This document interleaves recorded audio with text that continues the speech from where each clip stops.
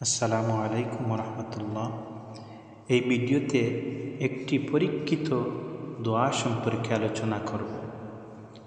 কোনো বিপদগ্রস্ত ব্যক্তি এই দোয়া পাঠ করলে আল্লাহ তাআলা তাকে বিপদ থেকে উদ্ধার করে উত্তম কিছু দান করবেন।